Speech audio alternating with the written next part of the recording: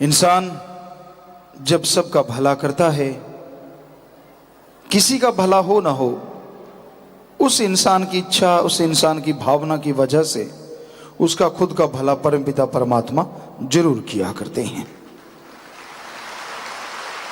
जैसी श्रद्धा, जैसी भावना, जैसी आस्था इंसान के अंदर होती है, वैसे ही मालिक की दया में रहमत उस पे बरसा करती है। लेकिन मालिक पे दृढ़ विश्वास होना कोई छोटी बात नहीं है, बहुत बड़ी बात है। एक बात अमीर खुसरो और निजामुद्दीन औलिया, तो निजामुद्दीन औलिया मुर्शिद कामिल थे और अमीर खुसरो उनका मुरीद था शायद। तो निजामुद्दीन औलिया ने सोचा सारे ही बढ़ चढ़ के इश्क का रंग दिखाते हैं, चलो थोड़ा इनका भी आजमा लेते हैं कौन कितने पानी में है। साथ में 40 या जितने भी लोग थे वो चले, अमीर खुसरो भी था। सभी लोग चल पड़े और एक वेश्या का घर आया तो निजामुद्दीन औलिया वहां पे ऊपर चढ़ गए। कई तो वहां से खिसक गए, यार ये भी कोई गुरु है, पीरो मुर्शिद कामिल है, खुद वेश्या के कोठे पे जा रहा है। कुछ खड़े रहे तो वहां जाके उन्होंने कहा कि भोजन पर्दे में ढांप के लाना। उन्होंने सोचा ये मांस खाएंगे, यार ये भी कोई गुरु पीर मुर्शिद कामिल है। कुछ और खिसक गए। फिर कहा कि जो बोतल है शरबत वाली, थोड़ा धीरे बोला, वो भी ढांप के गिलासों के साथ लेके आना। कुछ और खिसक गए। फिर निजामुद्दीन औलिया बाहर खड़े खड़े उस वेश्या से बोले धीरे से, बेटा कमरा मेरा अलग से होना चाहिए, वहां पे आना। सारे खिसक गए, कोई पे कोई रह गया। निजामुद्दीन उस कमरे में चले गए। भोजन वगैरह लाया गया उसी तरह से, बोतलें, गिलास, सब कुछ। कोई खड़े थे तो वो भी गए। सुबह निजामुद्दीन औलिया उठे जल्दी, अर्ली मॉर्निंग, देखा तो एक ही खड़ा था, सिर्फ एक, और वो था अमीर खुसरो। पूछा भाई सारे गए, आप क्यों खड़े हो? कहते यहां मेरा अल्लाह है, वहां मैं हूं, और यहां अल्लाह है, वहां तू है। जब तू यहां है तो मैं कहां जाऊं? मेरे लिए तो सब कुछ तू है। हे मेरे पीरो मुर्शिद कामिल, कर दिया उधार के भी बकाया है। यानी वही समझ पाए कि निजामुद्दीन उस वेश्या का उद्धार करने आए थे, और वास्तव में उसको समाधि में बिठा के अल्लाह राम की चर्चा करवाते रहे। बेटा कह के बुलाते थे। खाना कुछ भी नहीं था, सादा खाना था, सिर्फ पर्दा डाला था एक, बस। सो कहने का मतलब जिसका दृढ़ विश्वास हो। जरा सा किसी ने कहा पूंछ टेढ़ी, सीधा कहा सीधी, टेढ़ी आड़ी तिरछी, ये कोई प्यार है? इसी का नाम है इश्क? सवाल ही पैदा नहीं होता। अरे इससे तो मजाजी इश्क वाले भले। कहते हैं मजनू के किसी ने कुल्हाड़ा मारा, सोचा कि ये तो कोई बन की लकड़ी है जो सूख गई, आगे से हल्का सा खून निकला, देखा तो है ये तो जिंदा आदमी है। कहेगा अरे तू कौन? कहता मैं तो मजनू, तू कौन? कहता मैं तो आम आदमी हूं, पर इतना इश्क लड़ा रहा है, अल्लाह ताला से लड़ाता तो वो मिल जाता। कहता अल्लाह ने आना तो लैला बन के आ जाए, नहीं तो जरूरत नहीं। सो इतना दृढ़ विश्वास किसी को अपने सतगुरु मुर्शिद कामिल पे हो तो विश्वास तो कैसे डगमगा जाए। चाहे कोई कुछ भी कुफर बोलता रहे, कुछ भी कहता रहे, आदमी की खुद की कमियां होती हैं जो उसके सामने खड़ी होती हैं, जिसकी वजह से जब खुद भी ऐसा है तो सारी दुनिया उसे वैसी लगती है। तो करो सबका भला और प्रीत। मालिक मुर्शिद कामिल के वचन सुनो और सबका भला करो, प्रीत करो, सभी तेरे हो जाएं, फिर सभी तेरे हो जाएंगे। छोड़ो बैर विरोध की रीत।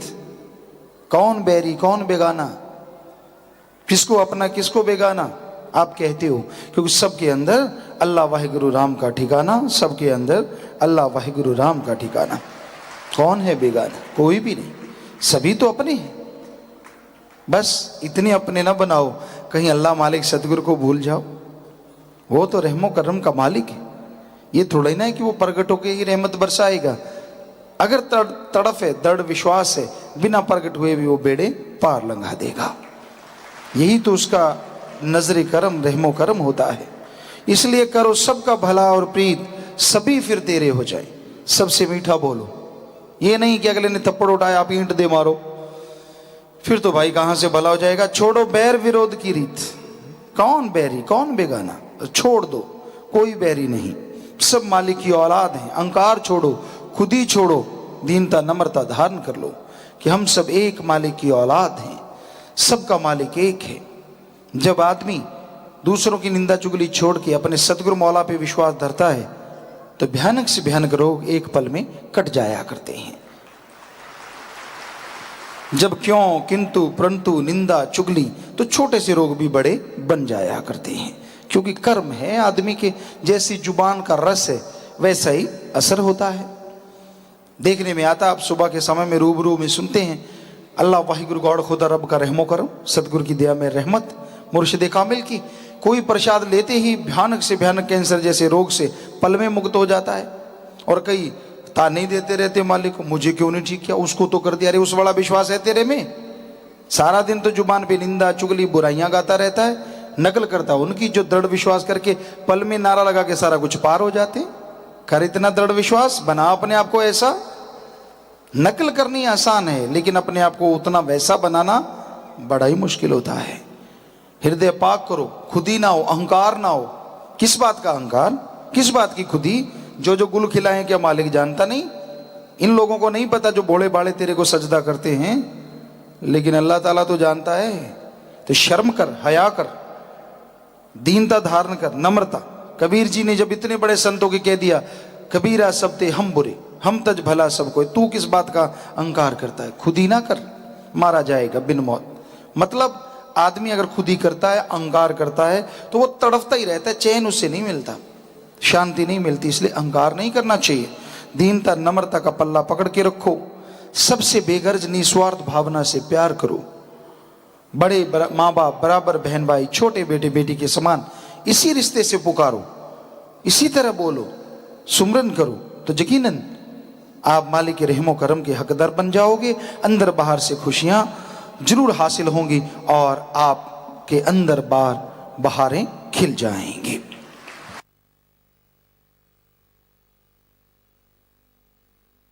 ईर्ष्या, नफरत, दुई द्वेष इंसान को इतना जलाती है, इतना जलाती है कि इंसान जलता चला जाता है, कोई किनारा नहीं मिलता। कोई भी चीज और जलती है तो कोई किनारा होता है। लकड़ी जली कोयला, कोयला जला राख, इसी तरह घास फूस है वो जल के राख हो जाता है। पर ईर्ष्या नफरत एक ऐसी बीमारी है, ये जिसे लग जाती है वो जलता ही रहता है, सुलगता ही रहता है, कभी चैन कभी शांति उससे नहीं मिलती। दूसरों को देख देख के जलना, दूसरों को बुरा कहना, दूसरों को गलत कहना, ऐसा लगता है उसे कि इसमें मुझे शांति आ गई। ये नहीं पता तेरे अंदर देखती आग को और पेट्रोल मिल गया, और जलेगा, और दुखी होगा, और परेशान होगा। तो आज का इंसान ईर्ष्या नफरत में बुरी तरह से जल रहा है। खुद को सुख है या नहीं है इससे कोई मतलब नहीं, पड़ोसी को सुख ज्यादा है इससे दुखी ज्यादा लोग हैं। कि मैं तो दुखी रह लूंगा पर मेरे पड़ोसी को सुख मिल रहा है ये नहीं मेरे से सहन होता, आम आदमी ये कहते नजर आते हैं। तो ये ईर्ष्या, ये नफरत की आग इंसान को जलाती रहती है, तड़फाती रहती है। इसलिए ईर्ष्या नफरत को अपने अंदर से निकाल फेंको और ऐसे लोगों का संग ना करो जो हमेशा ईर्ष्या, निंदा, चुगली, बुराइयां हमेशा गाते रहते हो। हमेशा जिनके पास एक ही सब्जेक्ट है, दूसरों की बुराई, दूसरों की निंदा, दूसरों की चुगली करना। आप देखेंगे उनके चेहरों पे बनावटी रंगत होगी, मालिक का नूर नहीं हो सकता। जितना मर्जी कोई लीपा पोती करे, जितना मर्जी कोई अपने आप को बचाए, लेकिन ईर्ष्या नफरत है ही बीमारी ऐसी। अब किसी कमरे में आग लगी है, लकड़ियां जल रही हैं तो नेचुरली धुआं तो आएगा, उसी तरह ईर्ष्या अगर अंदर जल रही है तो चेहरे पे आखिर अक्स तो आएगा, अभी नहीं, ठहर के आ जाएगा, समय तो लगता है। पर ईर्ष्या नफरत बुरी बला है, कभी इंसान को अपने अंदर इसे सुलगने नहीं देना चाहिए। बेपरवाह जी ने भजन में क्या नहीं कहा, हर बात फरमाई, हर बात के लिए टोका है। नफरत की ये आग है ऐसी तन को रहे जलाती, अंदर ही अंदर साड़ रही है नजर किसी ना आती, दिखती नहीं है। प्रेम के जल से बुझाते चलो, आपस में निस्वार्थ भावना से प्रेम करो, अल्लाह वाहिगुरु गौड़ खुदा रब से प्यार करो, तो आपके अंदर की ईर्ष्या नफरत रूपी आग बुझ जाएगी। अगर आप ऐसा नहीं करते तो जलते रहोगे। जिस घर में ये आए बीमारी प्रेम जरा ना छोड़े, बहुत दिनों से बना प्रेम जो मिनटों में है तोड़े, सुख पाना इसको भगाते चलो। जिस घर यानी जिस शरीर में ये बीमारी आ जाती है ना, तो आपस में चाहे प्यार है या मालिक से प्यार है, उसको जलाते ये देर नहीं लगाती। बहुत दिनों से बना प्रेम जो मिनटों में है तोड़े, जिस पे पता नहीं सदियां लग गई, महीने साल पता नहीं कितना समय गुजर गया वो मालिक का प्यार मोहब्बत पाने में, लेकिन जैसे ईर्ष्या आती है, जैसे नफरत पैदा होती है, मिनटों में बेपरवाह जी कहते हैं उसको जला के राख कर देती है, प्यार मोहब्बत का नाता तोड़ देती है और आदमी ईर्ष्या में जलता हुआ दुखी होता रहता है। कितना निजी होए रिश्ता ये परवाह ना करती, कितना भी सगा हो, बहन भाई बेटा मां बाप, हर किसी में ये ईर्ष्या चल सकती है। ऋषि मुनियों अक्लमंदों से भी ना कभी डरती। अब कोई तप करे रिद्धि सिद्धि में लगा रहे, उनसे भी नहीं डरती। ईर्ष्या नफरत उनमें भी आ जाती है। इसका काम दिल को जलाते चलो, इसका काम ही है कि जो कोई ईर्ष्या नफरत के साथ जुड़ता है उसको अंदर बाहर से जलाना शुरू कर देती है। क्योंकि जब भी वो निगाह मारता है उसे अपने से बेहतर कोई नजर आता है या कोई बड़ा नजर आता है, चाहे बड़ा हो ना हो, लेकिन ईर्ष्या नफरत की वजह से उसे बड़ा बना देता है। जिंदगी में अगर सुख पाना इस अग्नि से बच जाओ, संत शरण में आकर भाई प्रेम कमाओ, नाम ध्याओ, प्रेम का दीप जलाते चलो। तो बेपरवाह जी ने फरमाया ईर्ष्या नफरत से बचना है तो संतों की शरण आओ। शरण आना ये नहीं है कि आप आगे त्याग के, या पूरा त्याग हुआ या नहीं हुआ ये तो राम जाने। संत शरण का मतलब है जो संत कहे 100% उस वचन पे फूल चढ़ाओ, ये होता है संत शरण में आना। फिर देखो ईर्ष्या नफरत तो क्या काल भी बाड़ बांका नहीं कर सकता। और अगर अमल ना करो जी, कईयों को होता है मैं तो वचनों की काट करूंगा, मैं तो ऐसा करूंगा, मैं तो करके दिखाऊंगा, मेरा क्या बिगाड़ा, मेरा क्या हुआ। नहीं भाई, संतों के वचनों को चाहे मुंह पे कह दो मैं नहीं मानता, संतों को दुख थोड़ा ही ना होता है। इस बात का दुख नहीं होता कि हमारी बात नहीं मानी, इस बात का दुख होता है कि इसके आने वाले भयानक कर्म जब भोगने पड़ेंगे तब ये चिल्लाएगा अब मौका था, उन कर्मों से बच जाता। तेरी मर्जी भाई, ना मान। इसमें हेंकड़ी दिखाने वाली बात कौन सी है? ये दिखाना कि मैं नहीं मानता, मैं नहीं करता ऐसा, ठीक है भाई मत कर, इसमें कोई बड़ी बात नहीं। तू कौन सा पशु है जो रस्से से बांधा जाए? काश पशु बन जाता और वचनों पे अमल कमा लेता तो आने वाली जिंदगी और अगले जहां, दोनों जहां की खुशियां पल पल में पाता, कण कण में दर्शन करता। पर पशु को ये मालिक ने दिया ही नहीं कि उसको नाम जप सके और संतों के वचनों पे अमल कर सके और मालिक की दया में रहमत को पा सके। ये तो हक इंसान को दिया है और इंसान आज पशुओं से बदतर हुआ पड़ा है। पशु भी रस्सा चबाना बंद कर देते हैं कि ठीक है भाई जब डंडा नाक पे पड़ा तो छोड़ दो, पर कितने भी वचन पढ़ते रहे, उसने तो, जिसके अंदर ये बीमारी है उसने तो लगे रहना है बस बुरा करने में, बुरा काम, बुरी सोच, बुरा बोलना, बुरा देखना, बुरा कहना, और जो संगी साथी साथ वाले थे उनको भी रगड़ देना। तो ऐसा ना करो। टोला बना के बैठना है तो अल्लाह वाहिगुरु राम की चर्चा करो। गुरु पीरो मुर्शिदे कामिल सतगुरु दाता के गुणगान नहीं गा सकते तो किसी का अवगुण भी ना गाओ, क्योंकि ये बड़ी बुरी बलाय है। आप सोचे क्या हो जाएगा? अजी सोचिए, आदमी को ना जिंदगी मिले ना मौत मिले, जीवन जीना है लेकिन एक बोझ की तरह जीना पड़े, कितना मुश्किल हो जाता है। इसलिए दूसरों की बुराई करने वालों का हाल हमेशा ऐसा होता है। इसलिए कभी किसी की बुराई ना गाओ, हो सके तो अपने अंदर की बुराइयां देखो और उनको निकाल डालो, खुशी खुशी जिंदगी जी पाओगे, खुशी खुशी दया में रहमत के लायक बन जाओगे, कमी नहीं रहेगी। हाँ, अगर आपने अपना चलाते ही रहना काम तो मर्जी है आपकी, क्योंकि ये तो पक्का है, कर्म करे खोटे पड़ेंगे बड़े छोटे, ये तो होगा ही। लेकिन अच्छा है कि जग हंसाई से पहले पहले आदमी राम नाम को मान ले, बुरे काम छोड़ दे, मालिक की याद में लग जाए, अमल करे पीर फकीरों के वचनों पे। तो पीर फकीर अपने लिए कहे ना कि तू मेरा ये पाँव दबा दे, हाथ दबा दे, मेरी सेवा कर दे भाई, मेरे लिए कुछ खाने को बना दे, तो मानी बात की, मत मानो भाई। फकीर तो कहता तेरी जिंदगी सुधरेगी अगर तू ऐसा करेगा, अंदर से ईर्ष्या नफरत द्वेष द्वेष निकालेगा तो आने वाली जिंदगी में बहारें छा जाएंगी, प्यार मोहब्बत अल्लाह राम का इतना मिलेगा कि दामन छोटा पड़ जाएगा, पर रहमो करम से तू माला माल होता चला जाएगा। बुरी आदतें सब तू छोड़ दे ओ बावरे छोड़ दे, झूठे नाते सब जग के तोड़ दे ओ बावरे तोड़ दे। आदत इंसान को जैसी पड़ जाती है उसे छोड़ना कोई मामूली बात नहीं होती। जैसी भी आदत एक बार मन पकड़ लेता है, उन्हीं ख्यालों में इंसान को सारी उम्र लगा के रखता है। जुआ खेलने की आदत अगर इंसान को पड़ जाए तो इंसान तो क्या, युधिष्ठिर जो कि धर्मराज का अवतार कहलाता था, वो भी आदत की वजह से दर दर ठोकरें खाने को मजबूर हो गया। आदत बड़ी जबरदस्त होती है।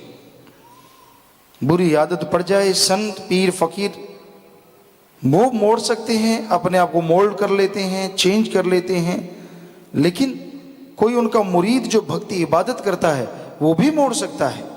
उनके अलावा अपनी आदतों को बदलना बड़ा ही मुश्किल है।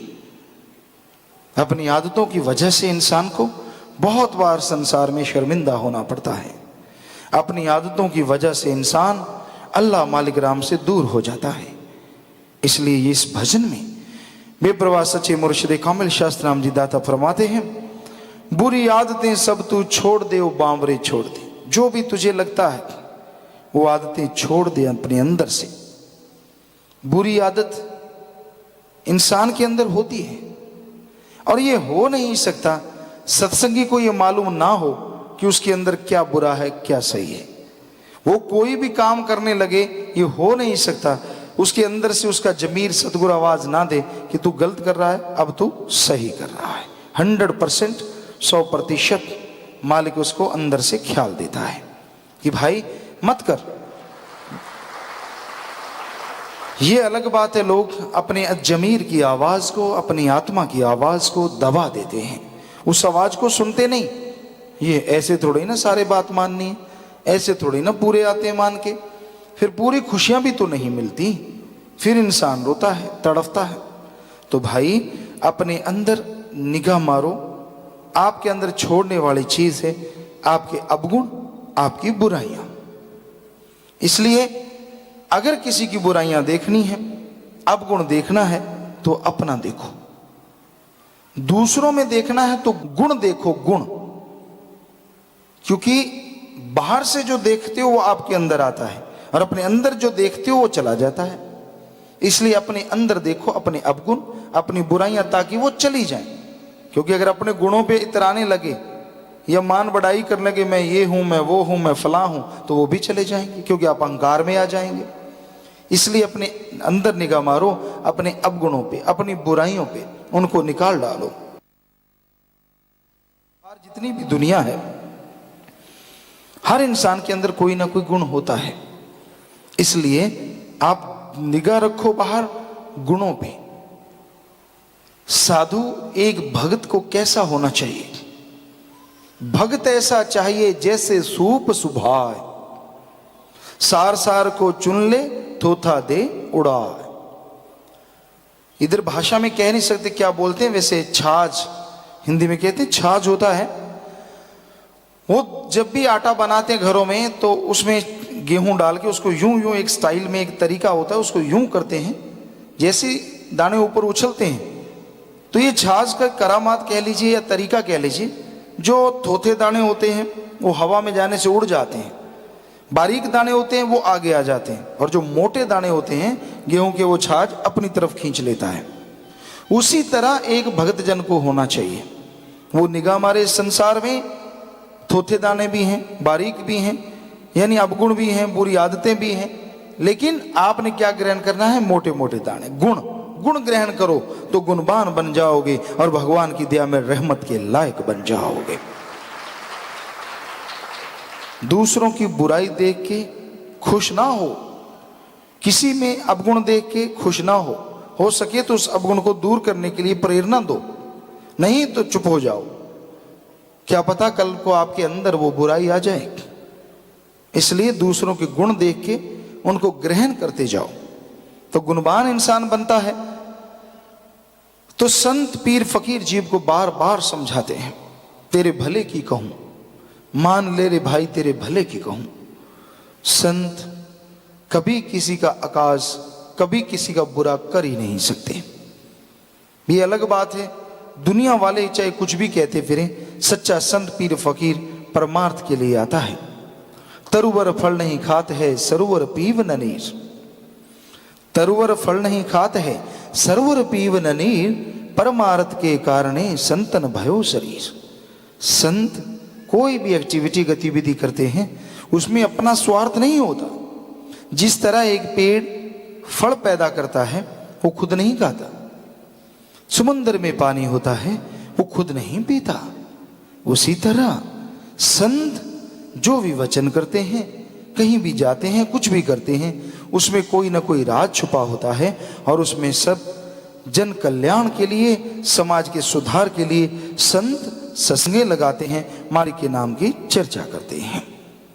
इसलिए उनके वचनों को इग्नोर ना करो, सुनो और अमल करो, क्योंकि जो सुन के अमल कर लेते हैं वो उसकी कृपा दृष्टि के काबिल बन जाते हैं। और उसकी कृपा दृष्टि से क्या होता है?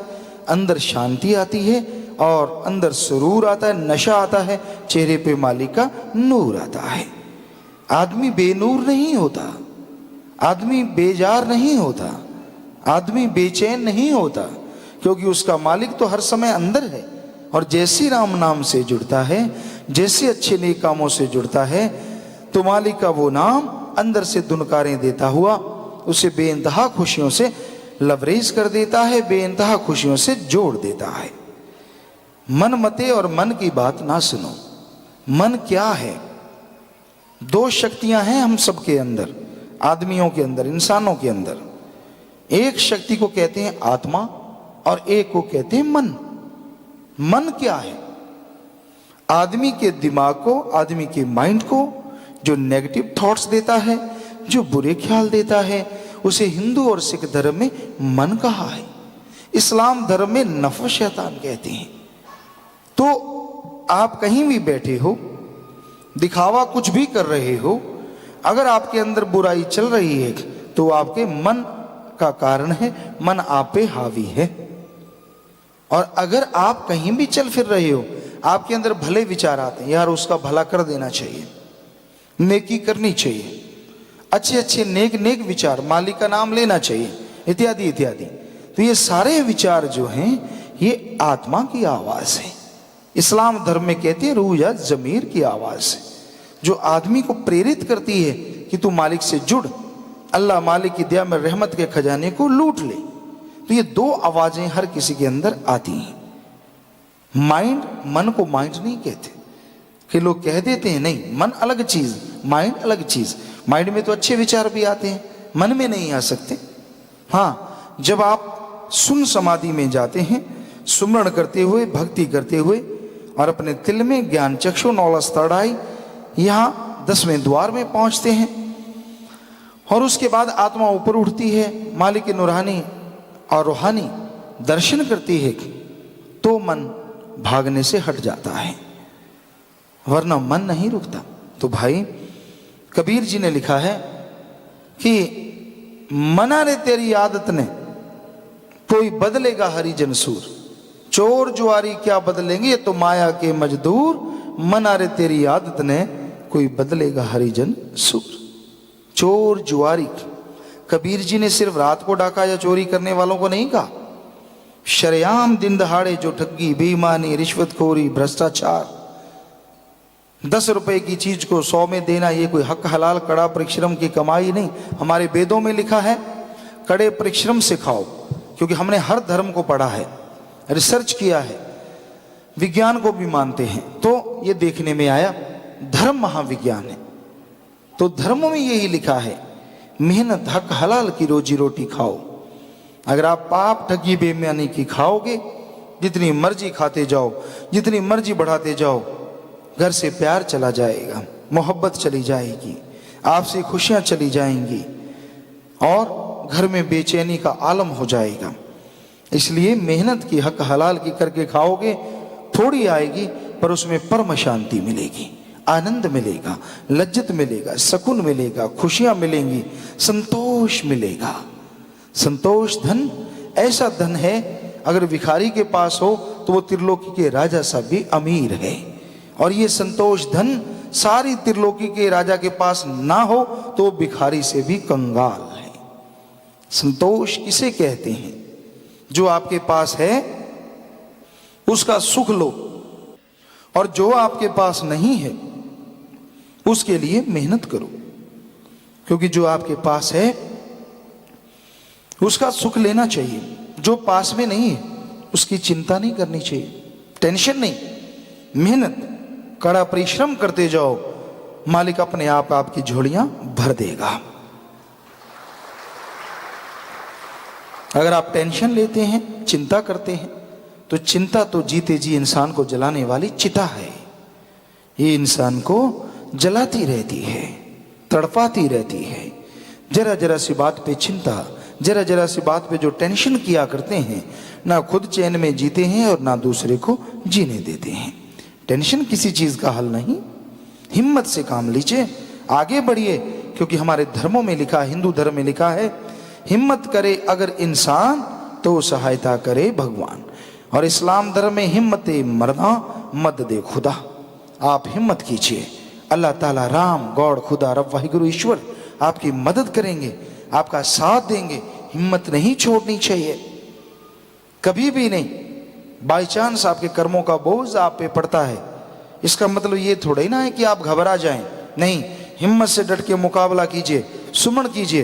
यकीन मानो, हो सकता है आग में तपने के बाद जैसे सोने में निखार आ जाता है, ऐसी परेशानी से निकलने के बाद आप भी खुशियों से माला माल हो जाएं। कोई भरोसा नहीं। इसलिए टेंशन ना करो, चिंता ना करो। राम का नाम जपते हुए हमेशा आगे बढ़ने की सोचो। नेगेटिव थॉट्स को उखाड़ फेंको, कभी भी गलत विचार ना आने दो। ये ना सोचो कि मेरे से ऐसा नहीं होगा, मैं ऐसा नहीं कर पाऊंगा। क्यों नहीं कर सकते? आप कर सकते हैं। मालिक ने आपको इंसान बनाया है, और इंसान भगवान तक पहुंच सकता है। बाकी तो बात छोड़ो, जहां तक कोई और देवी देवता भी नहीं पहुंच सकते, वो भगवान जो हमारे वेदों में प्रकाश का स्तंभ ओंकार ब्रह्मा विष्णु महेश जिससे बना है, वहां तक इंसान जा सकता है और कोई नहीं जा सकता। तो फिर छोटी मोटी चीजों तक कैसे नहीं जा सकता इंसान? सो ऐसे चिंता नहीं करनी चाहिए, हिम्मत से मेहनत से आगे बढ़ना चाहिए। आपके अंदर कोई बुरी आदत है जिसे आप छोड़ नहीं पा रहे, सुमन कीजिए रोजाना उसके लिए आधा घंटा सुबह शाम कि मालिक मेरे अंदर बुरी आदत है, मैं छोड़ना चाहता हूं, छूट नहीं रही। यकीन मानो, किसी को बिना बताए आप लगातार आधा घंटा सुबह शाम सुमन करेंगे तो वो आदत आपके अंदर से निकल जाएगी। राम नाम में ये शक्ति है। सो यही भजन में फरमाया है भाई कि मालिक का नाम जपने में जो खुशियां हैं, आदमी नियम बना ले। जैसे सुबह नाश्ता लेते हैं, शाम को रात का भोजन, उसी तरह सुबह राम का नाम जपें, अल्लाह वाहिगुरु गॉड खुदा रब की भक्ति करें, और शाम को भी भक्ति करें। भोजन करते हैं, चाय दूध नाश्ता, चलो कुछ सेकंड आप धन धन सदगुरु तेरा ही आसरा, शायद 2-3 सेकंड लगेंगे। इसका मतलब ये धन धन धन्यवाद करने के काबिल। सतगुरु सर्वधर्म संगम, ओम हरि अल्लाह वाहिगुरु गॉड खुदा रब को सतगुरु कहा। तेरा ही आसरा, कि तेरा ही सहारा है मालिक।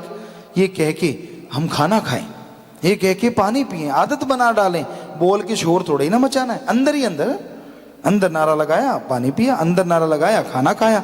ऐसी अगर आदत बना डालोगे तो यकीन मानो ये भी आपका सुमरन बन जाएगा, भक्ति बन जाएगी, और खाना आपके लिए बड़ा ही खुश नसीब होगा, बड़ा ही खुशी देने वाला होगा, तंदुरुस्ती लाने वाला होगा।